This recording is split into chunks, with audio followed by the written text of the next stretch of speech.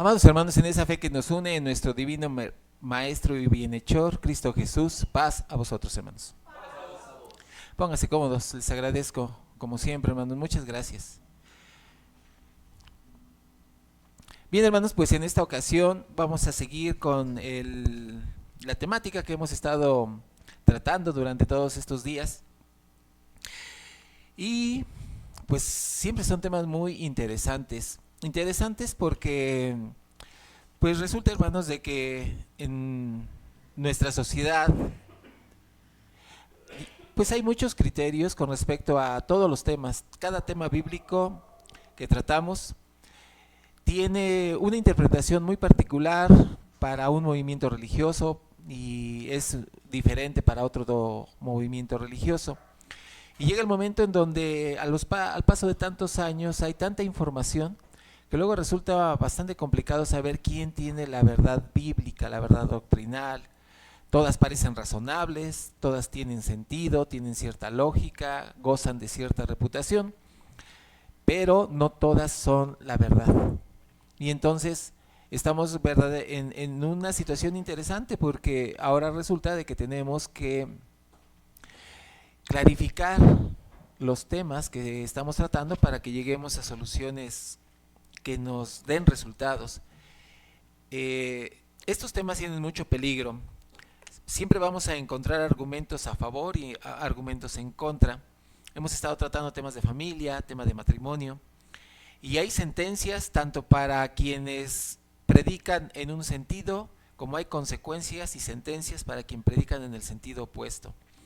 Dice el apóstol Pablo en uno de sus consejos, dice que habrá hombres que prohibirán casarse y mandarán abstenerse de las viandas que Dios crió. Esto significa que si yo tengo un punto de vista que está contrario a la Escritura y en algún momento determinado doy un consejo a alguna persona, a algún grupo de hermanos, a alguna congregación, y ese consejo, en la intención del consejo está negar el matrimonio, negar la posibilidad de estructurar su relación a una persona, pues yo tengo consecuencias, voy a tener que dar cuentas de los malos consejos que demos. Entonces, si no sé verdaderamente cómo funciona el tema de matrimonio, resulta de que si no entiendo cuál es la verdadera intención del matrimonio, hay veces que hay personas que tienen derecho a casarse, hay quienes ya no tienen derecho, que ya agotaron esa posibilidad, y resulta de que pues damos malos consejos y mandamos a las personas a sufrir consecuencias complicadas, terribles, y de alguna manera yo voy a participar de esa responsabilidad. Bueno, resulta, hermanos, de que en esta ocasión quisiera platicar con ustedes cuál es el matrimonio válido, el matrimonio civil o el matrimonio religioso. ¿Cuál será el matrimonio que Dios valida, respalda, al que va a enviar bendición? ¿El matrimonio civil o el matrimonio religioso? Y entonces, como les comentaba, es un tema muy interesante porque ambos criterios tienen argumentos, todos tienen argumentos, y de unos argumentos de verdad muy sólidos. Entonces, ¿cuál será la verdad bíblica? ¿Será cierto que una persona que no se ha casado por la iglesia y que solamente se ha casado por el civil, su matrimonio a los ojos de Dios no es válido? Ese es un criterio. Hay quienes piensan que dentro de muchos movimientos religiosos no casan a las personas si antes no llegan con una acta de matrimonio civil. Ese es el criterio, digamos, más común de las iglesias evangélicas. Y ese es otro criterio. Obviamente también está argumentado en ciertos razonamientos. Hay quienes dicen que necesitas ambos matrimonios para que tu matrimonio sea legal. Hay quien piensa eso. Hay quien piensa que basta con unir sus vidas y que ningún papel es importante. Hay también quien dice eso. Y entonces ahora, ¿cómo voy a saber yo quién tiene la razón? Porque algún día voy a tener que tomar algún lado y dar algún consejo. Y entonces, ¿creerán ustedes de que será necesario para poder llegar a una conclusión? ¿Me ayudará el que yo sepa cómo ha ido evolucionando el matrimonio civil a lo largo de la historia, hermanos? ¿Creen ustedes de que eso sea importante? ¿Me servirá esa información para en algún momento tener herramientas de juicio para tomar decisiones? Yo creo que sí, ¿verdad? Yo creo que es muy importante. Bueno, pues les voy a contar, aunque no voy a ser muy detallado en muchos aspectos, salvo si hubiere alguna pregunta o la necesidad de aclararlo, voy a tratar el tema. La primera parte de este tema va a ser algo que considero que es necesario, aunque algunos sí, siempre he recibido muchas críticas, que la historia no, que no sirve para nada. Pero pues ahorita sopórtenme unos minutos y valoren ustedes si lo que les voy a decir de verdad no sirve para tomar estos juicios. Les voy a contar cosas interesantes. Bueno, hermano, miren, sucede lo siguiente. Estuvimos analizando en temas anteriores algunas menciones bíblicas en donde Dios reconoció las uniones de parejas en el antiguo pacto, en el Antiguo Testamento. Hubo momentos en donde Dios llamó, por ejemplo, a la esposa de Faraón. Dice que reconoció que era la esposa de Faraón. Y lo mismo sucedió en los días de Abraham.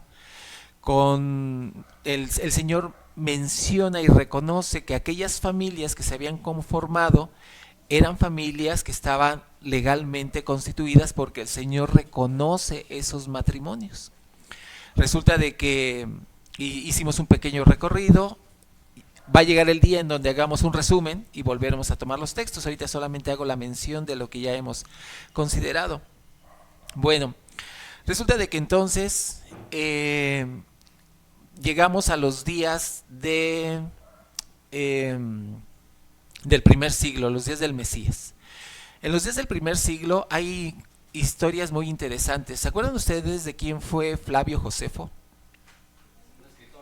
Un escritor del siglo I, judío, que narró la destrucción del templo de Jerusalén, entre todos los eventos históricos que pasaron en ese entonces. Flavio Josefo hizo una autobiografía. En la autobiografía de Flavio Josefo, él dice, tratando de una manera pues muy normal, él dice que se casó 4 veces. Habla de su segundo divorcio, no menciona las razones por las cuales se divorcia de su segunda esposa, menciona la razón por la que se divorcia de la tercera esposa, y él se queda con la cuarta esposa. Pero en la mención de que utiliza o que narra Flavio Josefo de su persona, deja ver como que aquello era algo muy normal, era algo pues natural, que se daba de manera sin ninguna trascendencia.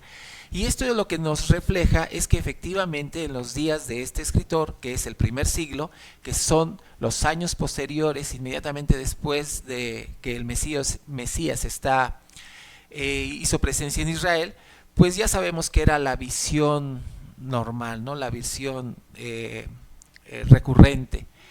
Bueno, resulta de que en la antigüedad, hermanos, había constantes movimientos políticos. Siempre llegaba un rey y tenía la intención de someter a otro rey. Estos reyes que tenían poder político, resulta, hermanos, de que no se metían en la cosa de la legislación del matrimonio. Cuando hacemos el estudio de cómo era el matrimonio en todas las culturas de la Edad Antigua, pasando por lo que fue Grecia, lo que fue Roma y todos los pueblos de los cuales tenemos alguna información, estos pueblos narran que no existían reformas civiles. Las gentes se casaban de una manera natural, en el sentido de que eran los padres los que decidían las uniones, porque los jóvenes en ese entonces se casaban a una edad muy temprana. En promedio, hermanos, en algunos pueblos las jovencitas empezaban a entrar en una edad casadera a partir de los 15 años. Los jóvenes empezaban a casarse a partir de los 20 años. Entonces quienes decidían básicamente las uniones entre jóvenes era influenciada por la situación de los padres. Resulta de que entonces los papás utilizaban esta herramienta para uniones económicas, para alianzas políticas, y así era como se manejaba en ese entonces la situación del matrimonio. Cuando estuvimos analizando la historia, por ejemplo la historia de los papas, por poner algún referente, ¿recuerdan ustedes la historia nefasta de Rodrigo Borgia y toda su familia y su hija Lucrecia? Bueno, pues Rodrigo casó a su hija varias veces y siempre al mejor postor. La casaba y la descasaba con el afán de obtener beneficios económicos, y ese ejemplo nos muestra cómo era visto el matrimonio en estas culturas, en estas épocas. Así pasaba con los reyes para unir imperios, y este ejemplo se reflejaba en las altas esferas de las personas que estaban cerca de la autoridad gubernamental, y esto mismo se replicaba en las clases sociales más bajas conforme iba pasando, bajando en la jerarquía económica. El matrimonio no tenía un carácter romántico, era cuestión de conveniencia.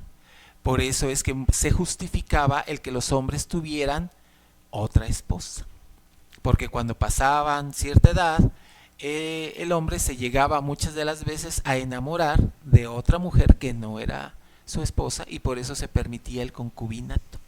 Era parte de las situaciones que se fueron entremezclando para que esa situación fuera así. Bueno, les voy a platicar algunas situaciones, hermanos. Resulta de que allá para el 325 se hace el concilio de Nicea y se eleva a sacramento el matrimonio. La Iglesia romana instituye 7 sacramentos. Un sacramento es una acción que hace el hombre que suma a la vida eterna, es como una obra. Eso es un sacramento, es algo que la Iglesia está legalizando. Se instituyen los sacramentos. Para Roma, el sacramento, uno de los 7 sacramentos era el matrimonio. Entonces, la Iglesia controlaba las uniones matrimoniales. Desde este momento, así caminó durante toda la Edad Antigua, o mejor dicho, toda la Edad Oscura, el obscurantismo, hasta que viene la época del Renacimiento. Fueron 1000 años de influencia, más de 1000 años de influencia romana en cuanto a esta institución. Todos los pueblos estaban sometidos a la autoridad eclesiástica. Hubo un momento en donde Roma empezó a crecer muchísimo, no solamente como institución política, sino por la influencia que tuvo con todos los reyes europeos. Y entonces, ningún rey legislaba el matrimonio. No había, y ustedes pueden hacer una investigación, yo estoy omitiendo mucha información. Llevo una gran cantidad de días, y creo le dedico muchas horas a tratar de investigar todos estos temas. Y créanme, hermanos, de que para mí fue una sorpresa cuando me di cuenta de que políticamente hablando no existía una forma, no había leyes que regieran el matrimonio. ¿Cuándo empezó a haber leyes que regieron el matrimonio? Y entonces ahora sí hay cantidad de información. Les voy a contar algunos detalles. Resulta de que viene el conflicto con Roma. ¿Cuál es el primer conflicto con Roma? ¿Recuerdan ustedes en qué momento viene la reforma? Cuando viene la reforma, hermanos, resulta de que los padres de la reforma, básicamente los más importantes son Lutero, Calvino. En Suiza surge un personaje de apellido Zwinglio, Juan Knox, que es un hombre que influyó en Escocia, Melanchthon, que fue amigo de Lutero, que pues era como la conciencia, la voz de la conciencia de Lutero. Hay cosas interesantes acerca de Melanchthon. Todos los padres de la Reforma negaron el estatus de sacramento en el matrimonio. Y resulta de que a partir de esta situación, ¿qué fue lo que sucedió? Todos los reinos que se opusieron a Roma empezaron a absorber las funciones que Roma antes, o que la Iglesia romana tenía bajo su responsabilidad. Y entonces resulta de que, les voy a dar algunos datos interesantes.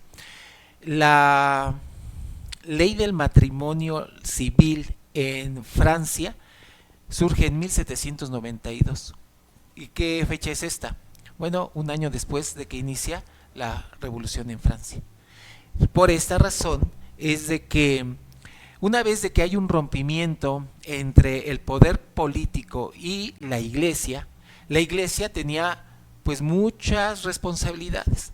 La iglesia se dedicaba a dar instrucción académica. Todo lo que eran los antiguos templos, o todo lo que eran las catedrales, las iglesias, eran las escuelas de la época. En esos lugares la iglesia había absorbido pues muchas responsabilidades sociales, obviamente con los beneficios económicos que esto también contraía. Resulta de que como está elevado a sacramento la institución del matrimonio, solamente es válida tu unión si es que hay un sacerdote de por medio que te está dando la bendición nupcial. Si no tienes esta bendición nupcial, entonces tu unión no era considerada legal. Esto es interesante, ¿verdad? Bueno, esto da poder a la iglesia. ¿Qué sucede cuando la iglesia tiene este poder? Obviamente esto también tiene entradas económicas. Ustedes saben la cantidad de recursos que entran vía este tipo de prácticas dentro de la iglesia. Bueno, pues no tiene fin. Siempre hay una entrada constante de recursos. Resulta de que entonces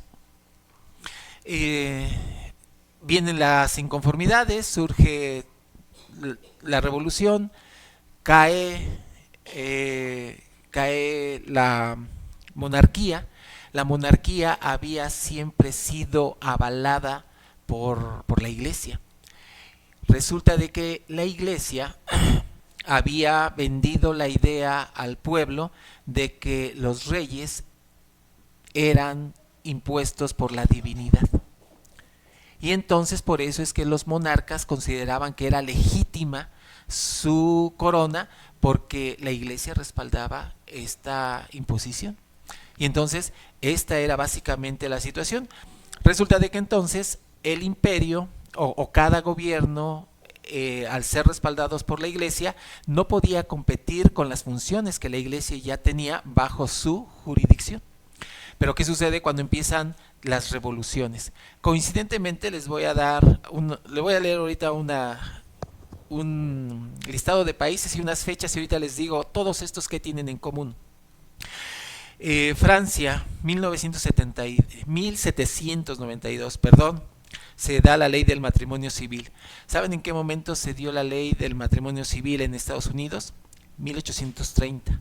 En los Países Bajos, 1811, en Bélgica, 1830, en Italia, 1865, en España, 1870, México, 1859, en Canadá, 1857, en Argentina, 1888, en Inglaterra, 1836, en Alemania, 1875 y Rusia, 1918. Francia.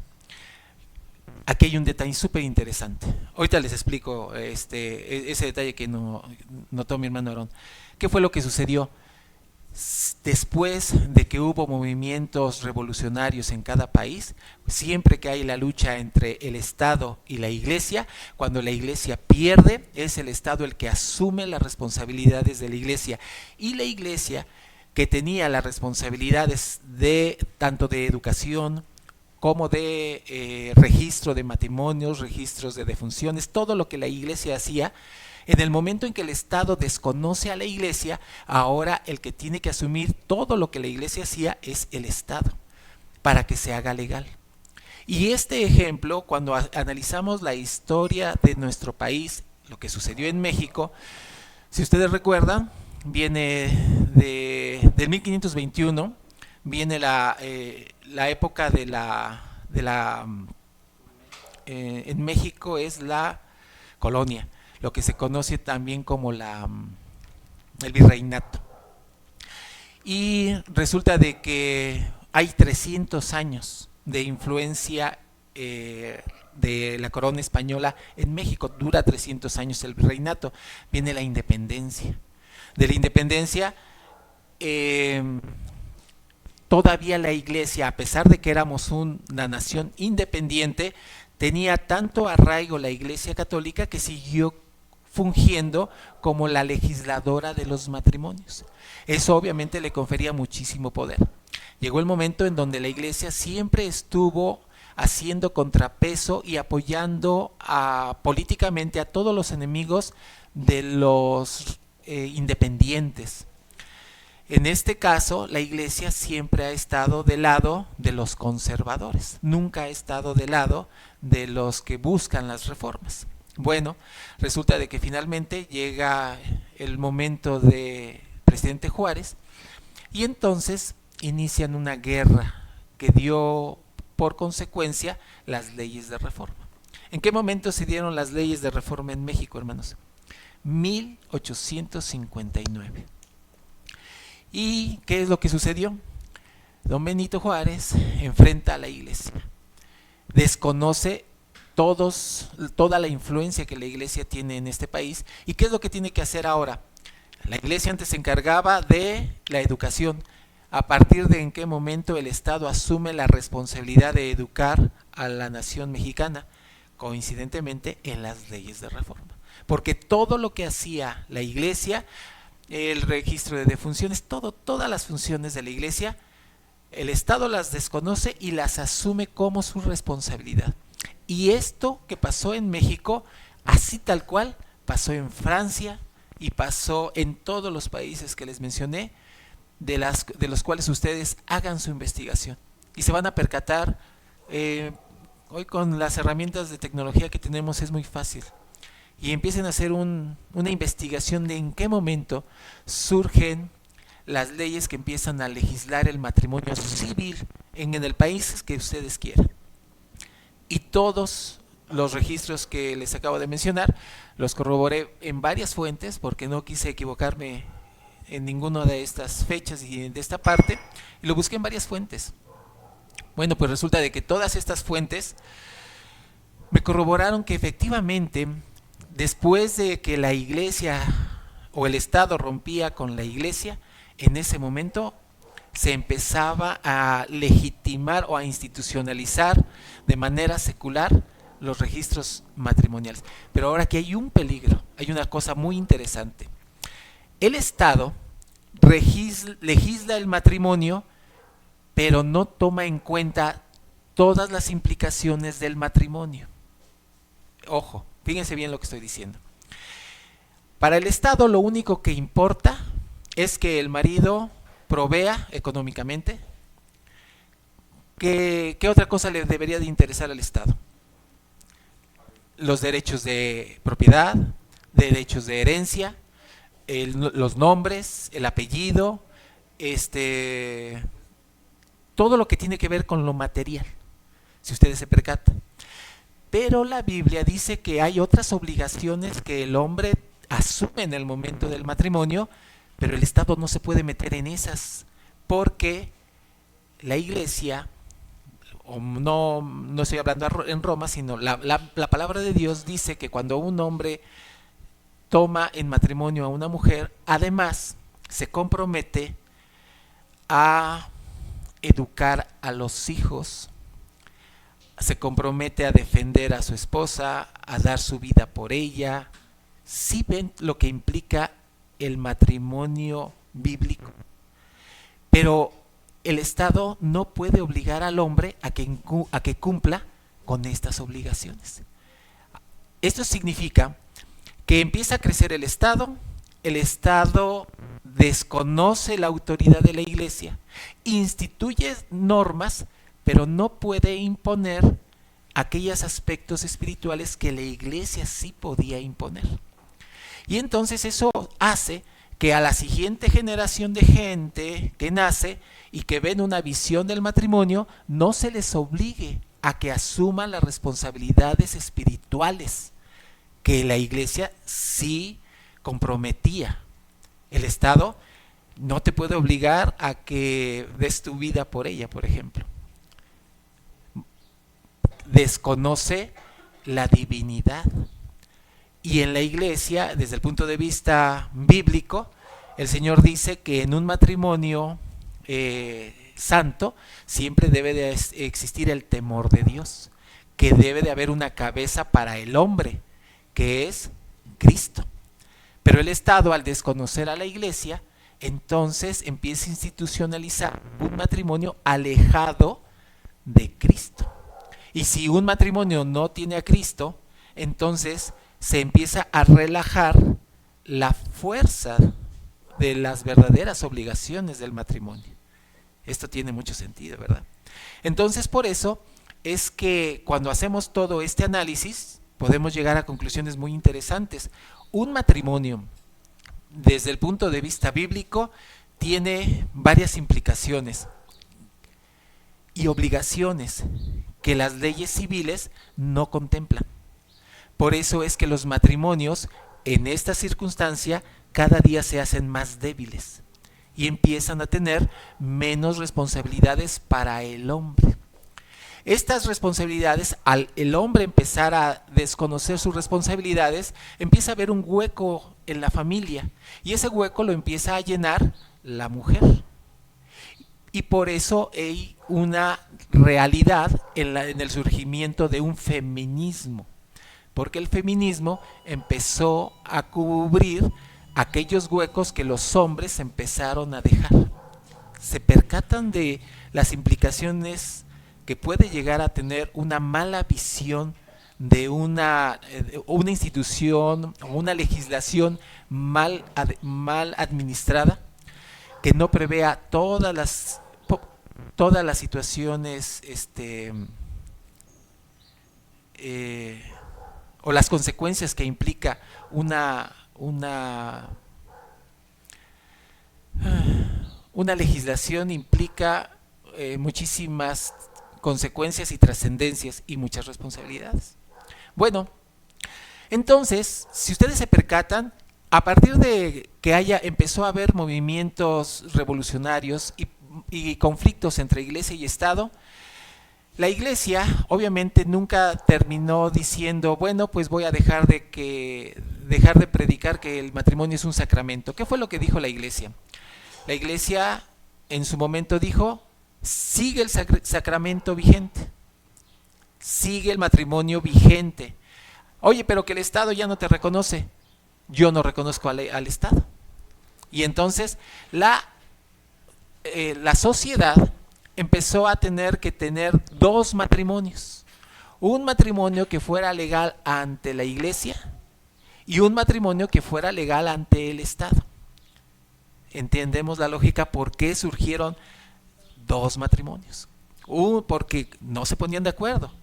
¿Qué va a pasar el día en que una iglesia tenga un poder político también?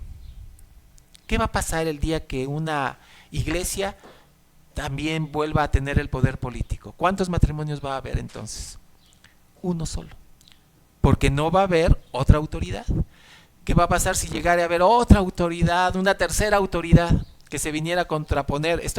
Una cosa hipotética, una tercera autoridad que se viniera a contraponer a la religiosa y a la civil. Pues habría la necesidad de un tercer matrimonio, porque esa tercera autoridad va a querer legitimar su poder y va a poner leyes pues para que se le tome en cuenta, ¿no? Para que también ellos tengan autoridad. Bueno, hermanos, resulta de que entonces, haciendo un recorrido histórico a lo largo de todos estos años, el matrimonio empezó a tener una transformación, una evolución, y cada cultura, cada pueblo fue teniendo una historia distinta de acuerdo a las circunstancias que la conformaron.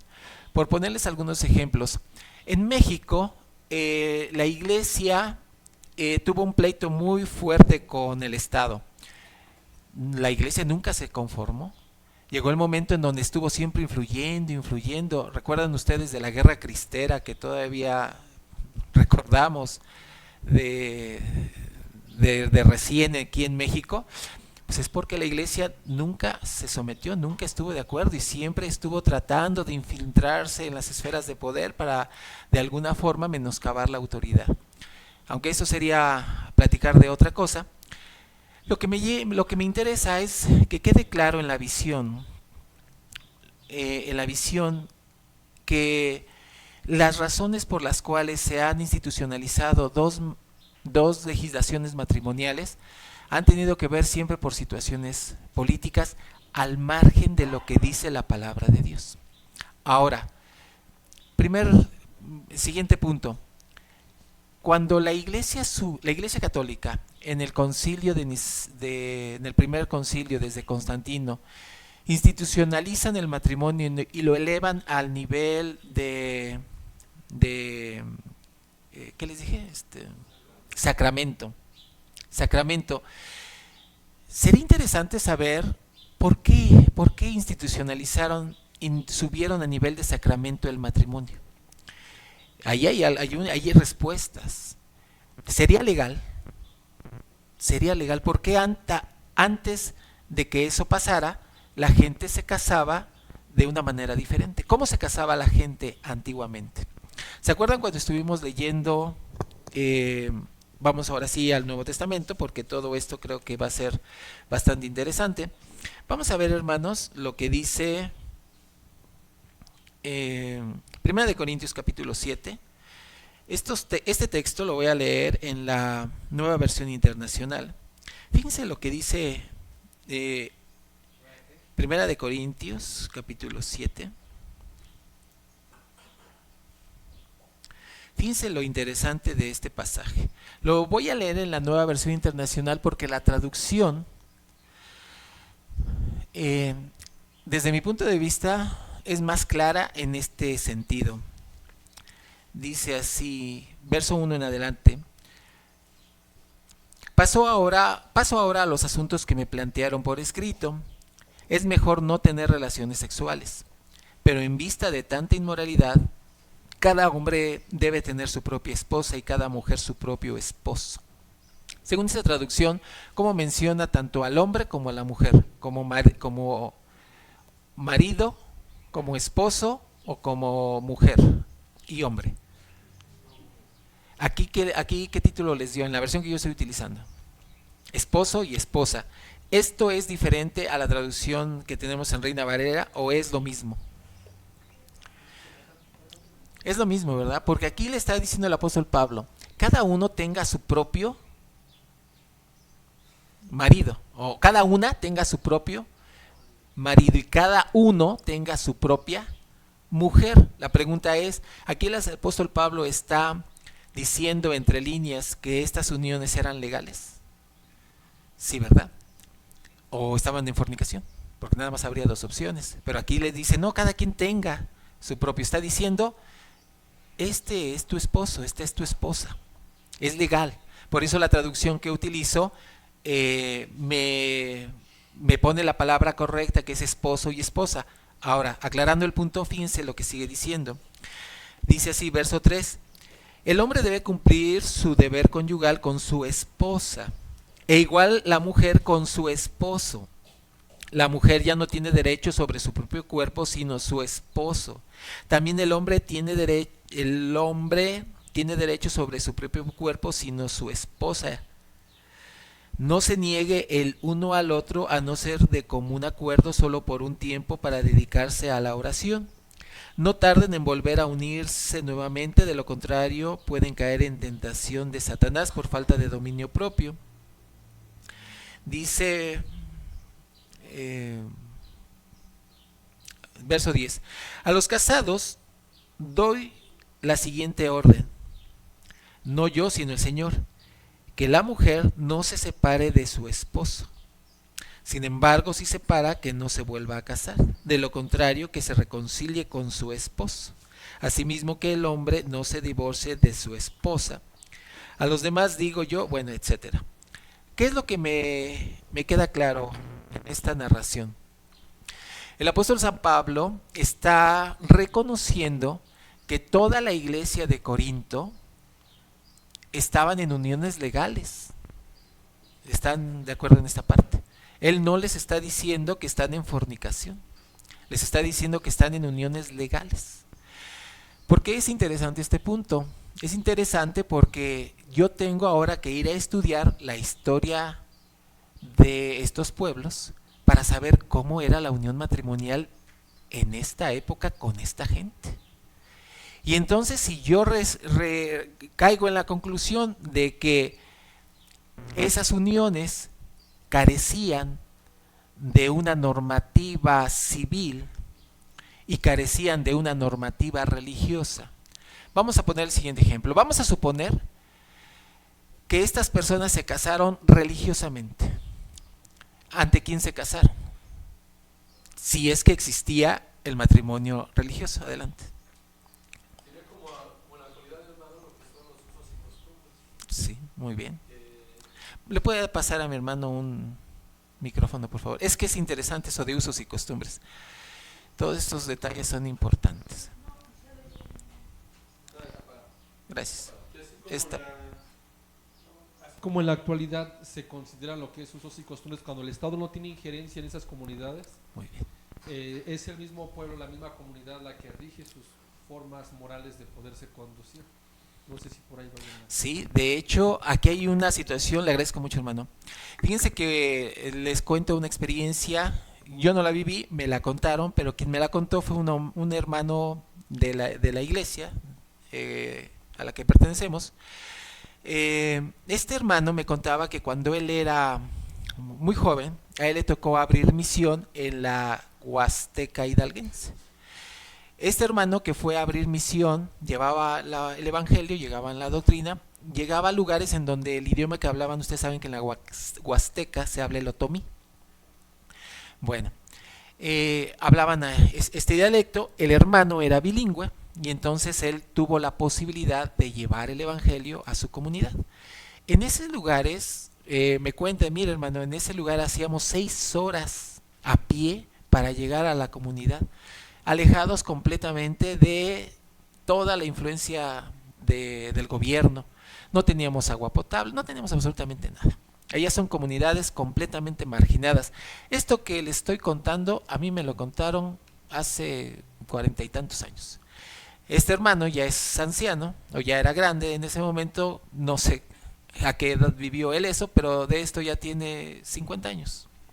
¿Cómo era aquella comunidad a la que él fue a predicar el evangelio en ese momento? Bueno, el punto es este. Dice, llegué a esta comunidad y creyeron al evangelio. Y entonces resulta de que llega el momento en donde pues hay que bautizarlos. Y resulta de que, cuenta este hermano, me hago acompañar de otro hermano que pues me va haciendo ahí, pues apoyando. Y entonces le pasó lo mismo que le pasó a Felipe. ¿Qué necesitamos para el bautismo? Creo en Jesucristo. Y entonces el hermano dice, oye, dice, pero es que estos gentes están en unión libre. Dice, no les podemos dar el bautismo. Porque este hermano venía de una ciudad, en donde en la ciudad se tiene la idea de que si no estás legalmente casado ante la autoridad civil, entonces estás en fornicación. Allá en el libro de los Romanos, el apóstol Pablo dice, debemos de someternos a toda autoridad, porque las autoridades Dios las ha puesto, así que toda autoridad debemos de someternos, porque por algo llevan el cuchillo. Recuerdan ustedes estos textos, ¿verdad? Pero también aquí hay un principio. El apóstol Pedro dice que es menester obedecer a Dios antes que a los hombres. Si yo encuentro una legislación civil que no está trazada o no está sometida a la palabra de Dios, ¿qué debo de hacer con esa legislación civil? ¿La respetamos o no la respetamos? Es importante saber esto. Cuando a Pedro lo llevan ante la autoridad civil de su época y le dicen, no queremos que prediques en el nombre de Jesús. Y se lo prohibieron. Y lo azotaron. Lo dejan fuera y lo primero que hace Pedro, ¿qué es? Ir y predicar en el nombre de Jesús. Van de nuevo por él y lo regresan. No te dijimos. Y Pedro dijo una palabra bien interesante. Es que es necesario obedecer a Dios antes que a los hombres. Así como ha ido evolucionando el concepto de matrimonio, hoy en día se ha legalizado que el matrimonio entre dos hombres civilmente es legal, entre dos mujeres, y más adelante la sorpresa con que nos vayan llegando, ¿no? Que ahorita les voy a decir cosas, contar cosas, a dónde vamos, y ya no estamos lejos. Resulta, hermanos, de que, ¿qué vamos a hacer nosotros? ¿Nos tenemos que someter a estas disposiciones? ¿O solamente nos vamos a someter a las disposiciones que no violenten el mandamiento de Dios? Este es un juicio interesante. Bueno, volviendo al caso que teníamos acá con estos hermanos que iban a la Huasteca Hidalguense, dicen, es que no les podemos negar el bautismo, porque lo que estaba pretendiendo el otro hermano es que fueran a hacer toda una travesía para ir a casarse legalmente. En fin, era algo imposible. Eran hombres y mujeres que tenían toda su vida en matrimonio, que habían tenido sus hijos, y estos predicadores estaban entre la disyuntiva de si los bautizaban o no los bautizaban. Y entonces ahorita, con la información que ustedes tienen, ¿qué les hubieran aconsejado? ¿Procedía el bautismo o tenían que ir a hacer el papeleo para casarse civilmente? Procede un bautismo fácilmente, o sea, no tendríamos que hacer muchos juicios. Pero si no tenemos toda la información, nos metemos en conflictos de decisión. Por eso les comentaba hace rato, habrá hombres que prohibirán casarse. Cuando no tenemos todas las cartas sobre la mesa, cuando no tenemos claridad de visión, hacemos juicios porque estamos sin la información completa para poder tomar la decisión más adecuada, porque de lo que se trata es, el principio básico es llevarnos a Cristo, ordenar nuestras vidas, llevarlas al arrepentimiento. En este caso, en todo el Nuevo Testamento, no vemos una sola vez a ninguno de los apóstoles efectuando matrimonios religiosos, ni al Mesías haciendo su primer milagro en las bodas de Caná, fungiendo como un director de una ceremonia religiosa. Vamos a analizar el tema de las bodas de Caná. No existe un solo pasaje en todo el Nuevo Testamento en donde veamos al apóstol Pablo o a cualquiera de los apóstoles dirigiendo, haciendo matrimonios religiosos. ¿Cómo se casaba la gente? ¿Recuerdan ustedes cuando llega el apóstol Pedro y llega con Cornelio, que es el primer gentil que se convierte? Conocen ustedes la historia. Llega el momento en donde dicen, después de que reciben el Espíritu Santo, no solamente Cornelio, sino todos sus familiares más cercanos y todos los que estaban, los más familiares. Y dice la Escritura que le dijeron los que venían de la circuncisión, ¿cómo el Espíritu Santo se ha derramado sobre estos? Estaban sorprendidos y dijeron, ¿qué impide a estos que han recibido el Espíritu Santo, qué impide que los bauticemos? Si el Espíritu Santo estaba legitimando que todas estas personas, por el hecho de creer en el Mesías, estaban capacitados para recibir el bautismo de arrepentimiento. Pregunto, esto implicaría dos cosas: o que todas aquellas personas, todos los que estaban ahí con Cornelio, ninguno de ellos estaba en ningún problema que tuviera que ver con la legalidad de su matrimonio. ¿O será posible pensar que todas las personas que estaban reunidas en esa casa, todos ellos, sus uniones eran a los ojos de Dios válidas, eran legales. Y entonces yo me tengo que ir a la época para pensar cómo se casaban los romanos. Porque Cornelio, ¿de qué nacionalidad era? Era un ciudadano romano, era un centurión. Si era centurión, ¿y con su mujer de qué nacionalidad era? Y si era eso, la gente más familiar, pues romanos. Me tengo que ir a estudiar cómo era la unión matrimonial en Roma en el primer siglo. Y cuando llego a la conclusión de que en Roma en el primer siglo no había ninguna legislación civil que legislara el matrimonio, sino que era siempre los que mediaban eran los padres, tanto de los varones como de las doncellas. Entendemos entonces cómo es que la situación política que ha estado en cada cultura ha influido para la visión colectiva.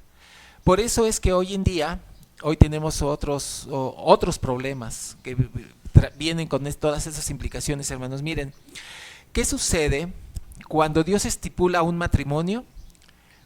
¿Cuál fue la forma legal en cómo Dios declaró matrimonio a la primer pareja? ¿Cuáles eran las implicaciones?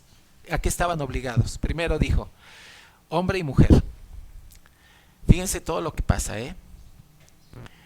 ¿quién era el proveedor en este matrimonio de la primer pareja? ¿Puede haber Eva sin que haya Edén? Es interesante. ¿Qué fue lo que hizo Dios? Le dio al varón, todo esto es tuyo, gobierna. Pero se sentía solo. Y después vino la mujer. ¿Quién es el responsable de la situación de provisión? Según este razonamiento, no puede haber Eva si no hay jardín, huerto. Por eso es que hoy en nuestros días los hombres, los varones, somos valiosos por el valor que construimos. Las mujeres son valiosas porque ya traen valía desde el nacimiento. Muchas veces sin que tenga que hacer grandes esfuerzos ni que hagan grandes cosas. ¿Qué es lo que hace que una cantidad de hombres estén detrás de una mujer y la consideren valiosa? ¿Qué les atrae a los hombres de la mujer? Su belleza. ¿Y qué es lo que atrae a las mujeres de los varones? Su capacidad de respuesta, de protección, de provisión, pero es natural. Esto es, sabemos que hay excepciones en todo esto, ¿no? Lo sabemos. Pero en términos generales, ¿qué es lo que hace que una mujer se sienta segura y que afiance su relación con un hombre? El que éste la provea, esté al tanto de sus necesidades, en fin, este tipo de razonamiento. Muy bien. Entonces, ¿qué era lo que había que cubrir o cuáles eran las cosas que el hombre debe de cubrir para poder unirse en matrimonio? El matrimonio dice que es entre un hombre y una mujer. ¿Qué era lo que legalizaba la unión entre el hombre y la mujer?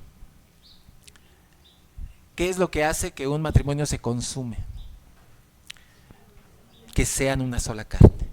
¿Qué pasa mientras el hombre y la mujer no sean una sola carne? Pues son sociedad, son amigos o no sé qué sean. Pero, ¿qué es lo que hace una sola carne? Entonces, lo que Dios unió, no lo aparte el hombre.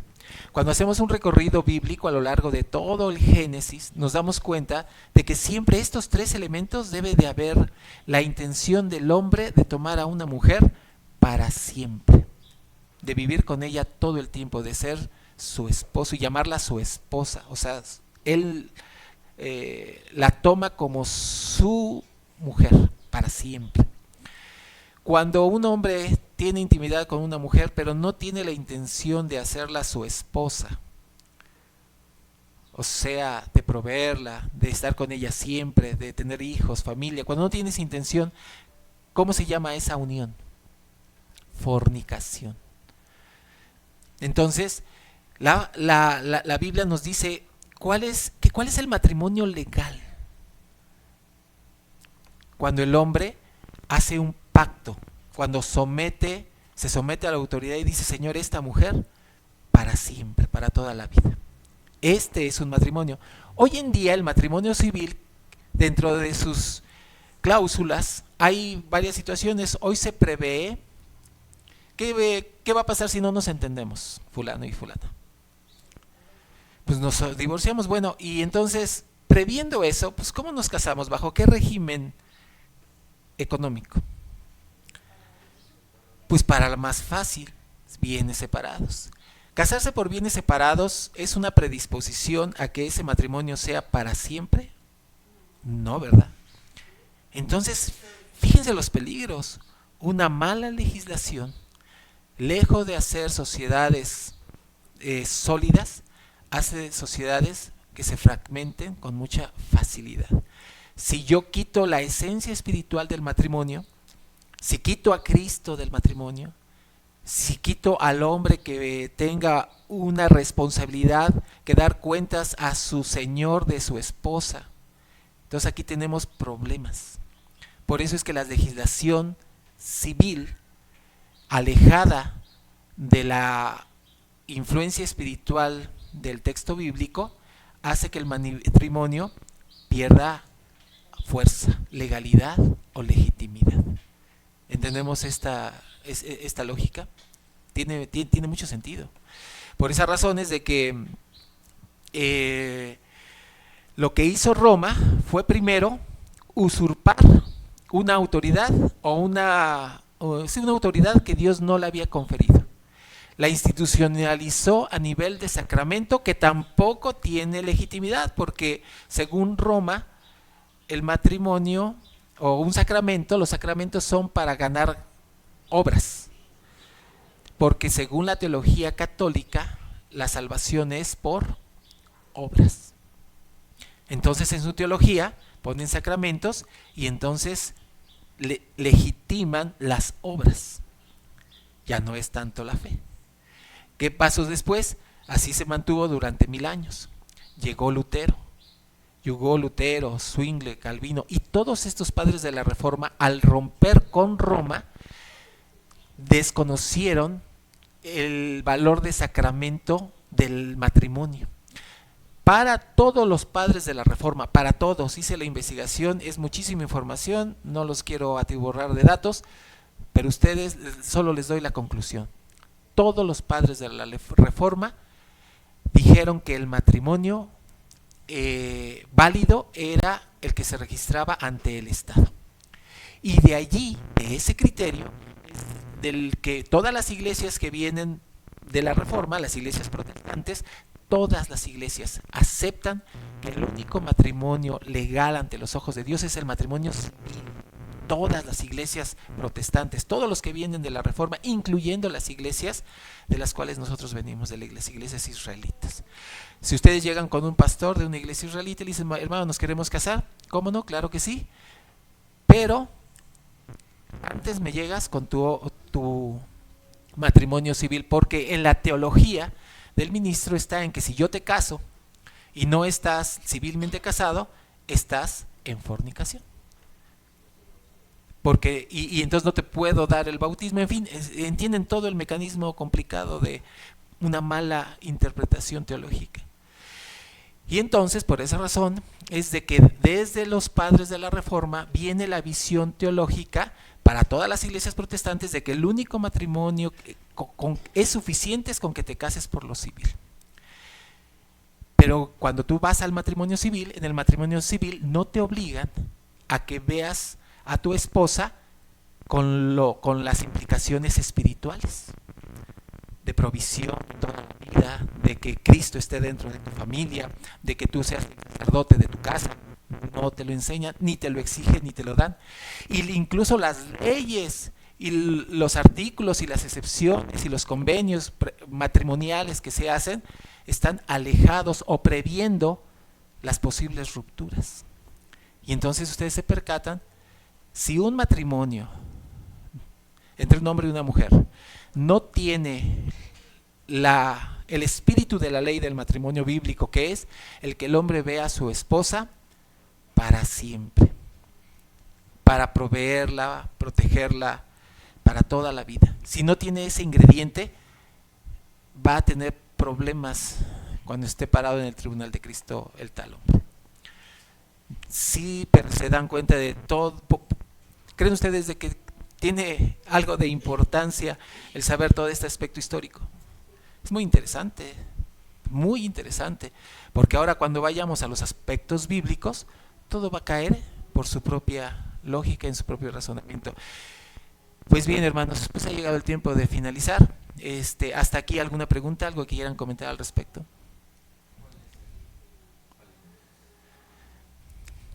Mi hermano, muy buena pregunta. Concretamente, ¿cuál es el matrimonio válido? ¿El matrimonio civil o el matrimonio eclesiástico?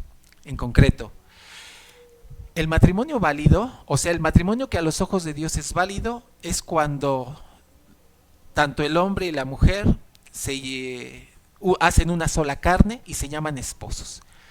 Si no van con la intención de hacerse una sola carne y guardarse fidelidad, eso se llama fornicación. Pero como hoy en día este criterio estaría bastante controvertido, ¿qué hacemos hoy? Recomendamos que la gente se case. Muy bien.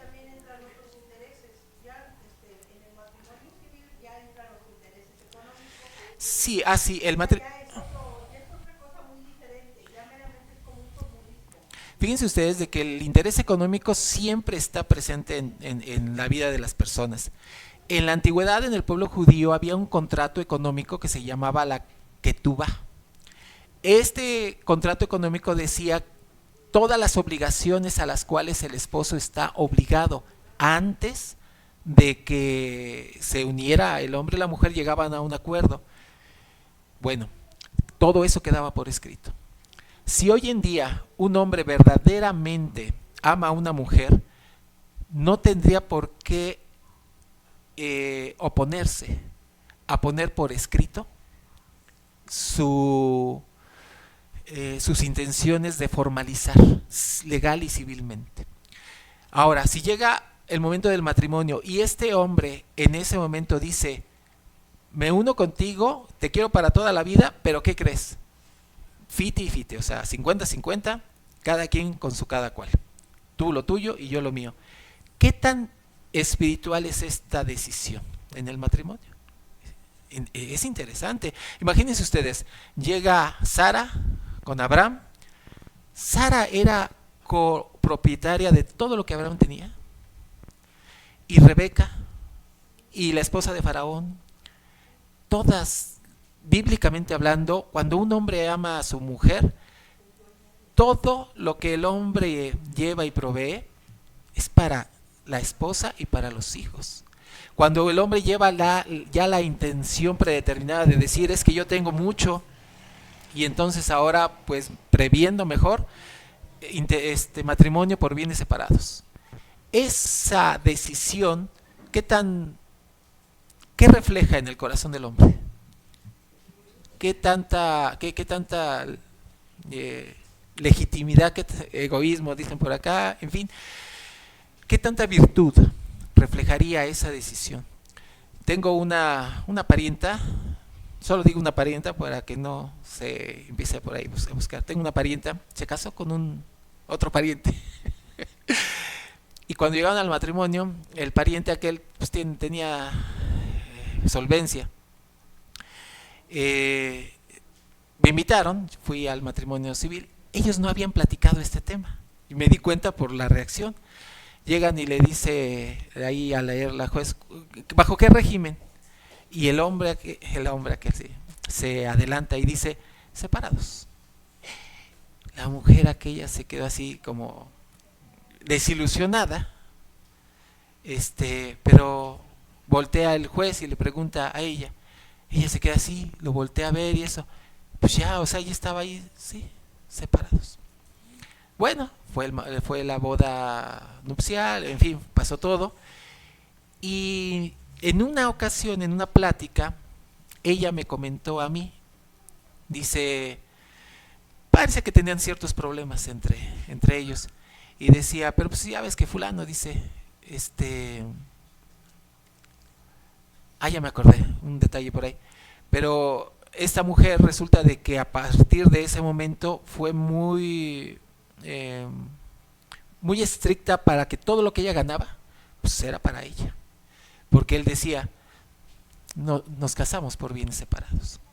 Y hoy todo lo que hace ella, cuentas aparte, o sea, todo, pero como en reproche, en reclamo, de que en su momento el varón tomó la decisión. ¿Qué tanto amor puede haber en esa unión? ¿Se desquebrajará la convivencia? ¿Se lastimará? Hay muchas cosas que están entremezcladas. Por esa razón es de que, fíjense ustedes, hermanos, Dios a su esposa, a la iglesia, la va a hacer heredera de qué cosas dice el Evangelio. De todo. Por eso Dios le va a dar a su esposa vida eterna. Porque solamente en la eternidad la mujer puede tenerlo todo. Dios dice que a su mujer, a la iglesia, le va a dar todas las cosas, toda la gloria, el poder, porque este es el ideal. El hombre tiene que tratar a su esposa con toda esa generosidad, porque si no lo hace así, no es perfecto en su decisión de unión. Hasta es un arriesgue, sí, porque ¿qué pasa si pones todo esto y te casas con la mujer incorrecta? Es un peligro. Por eso el Mesías dijo, cásense, el apóstol Pablo dijo, con quien sea, pero que sea en el Señor. El matrimonio es bien importante, es bien delicado, implica que realmente pongas tu trabajo en oración, que involucremos a Dios en nuestras oraciones reales, constantes, todo, porque Dios debe de estar envuelto en esta decisión desde siempre. Pues bien, hermanos, esto es todo lo que hemos podido tratar en esta ocasión. Por mi parte ha sido todo. Si no hay alguna otra pregunta, algún otro comentario. ¿El matrimonio es obligatorio? Qué buena pregunta. Bueno, ¿le parece bien? Como esto implica una respuesta amplia,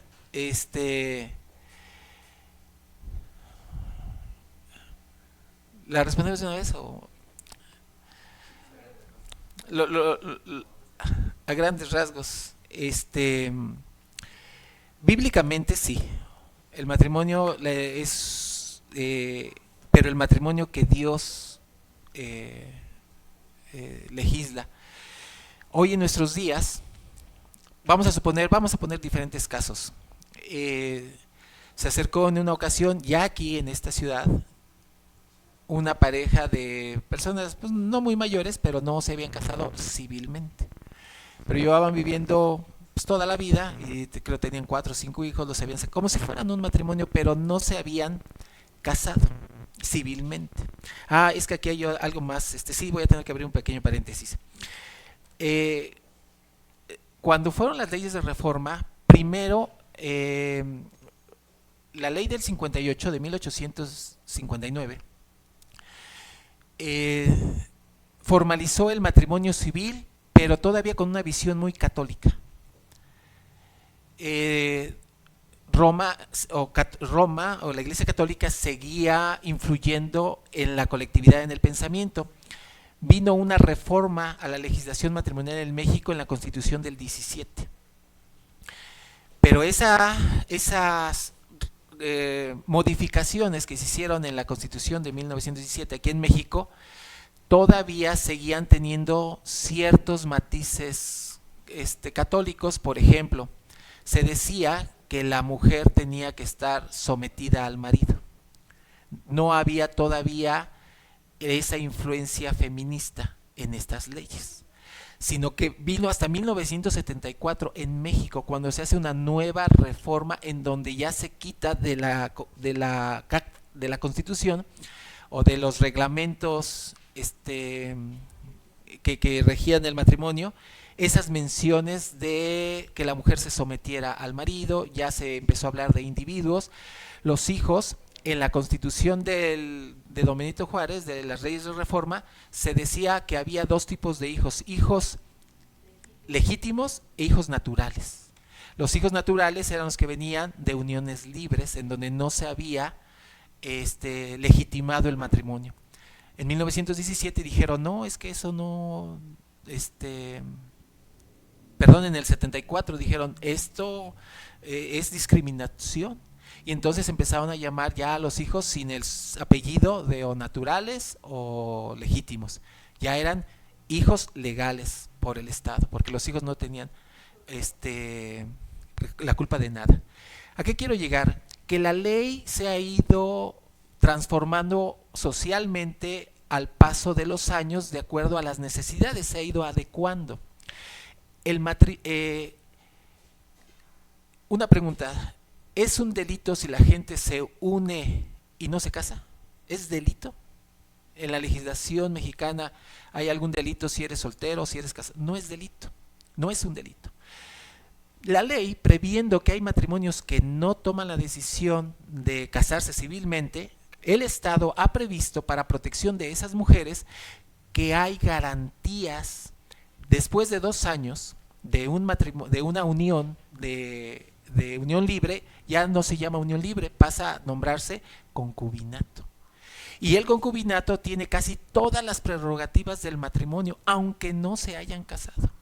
Y entonces, cuando hay un matrimonio, lo que sucede es que automáticamente todas las leyes protegen a la mujer y tiene derecho de herencia, de derecho de pensión, todo está ahí, ya por obligación.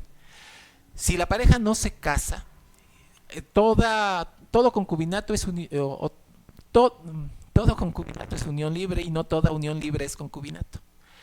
Cuando se está en unión libre, no se generan muchos derechos hasta tanto que o nace un niño o pasan más de 2 años, dependiendo los estados, porque hay estados que son 3 años, en fin, diferentes, cada estado tiene su legislación. Esto significa que el Estado, previendo que hay veces que el hombre no quiere casarse porque no quiere asumir esas responsabilidades, el Estado dice, no puedo desamparar a esta mujer. Así que yo preveo en las leyes que si en esa unión libre tú tienes un hijo, automáticamente esa mujer ya no es tu amiga o lo que quieras llamarle, es tu concubina.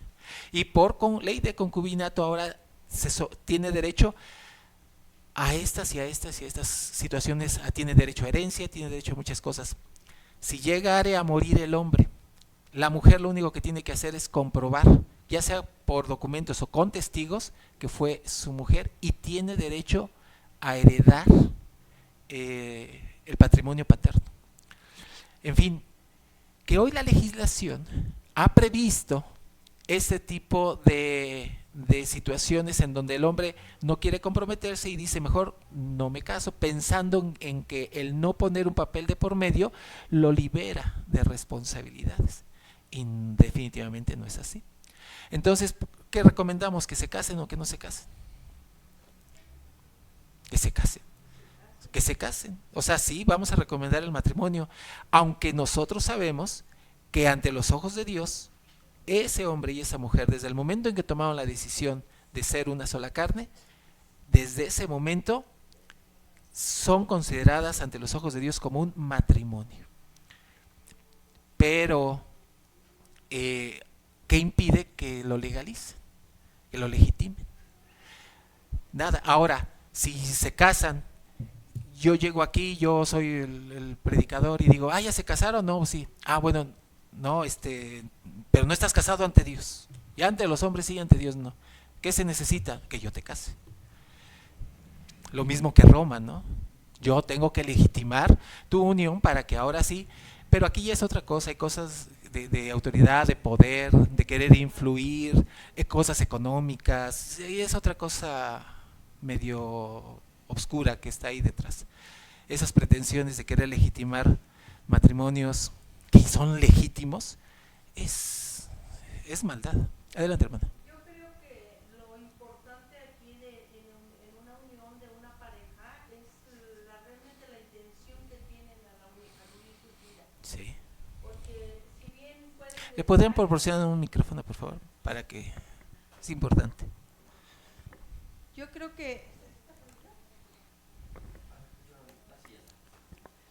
que lo importante aquí al unirse una pareja o cuando ya está unida la pareja es la intención que realmente tienen en su corazón, porque igual pueden llegar y decir, pues sí me caso, y se casan por el civil y se casan por la iglesia, pero ¿qué es lo que tienen en su corazón?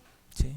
Ajá, entonces yo creo que religiosamente hablando, ya legalmente pues cada uno tiene sus propios intereses, Claro. porque muchas veces, como en la antigüedad, también en la actualidad, se pueden manejar intereses. Sí. Ajá.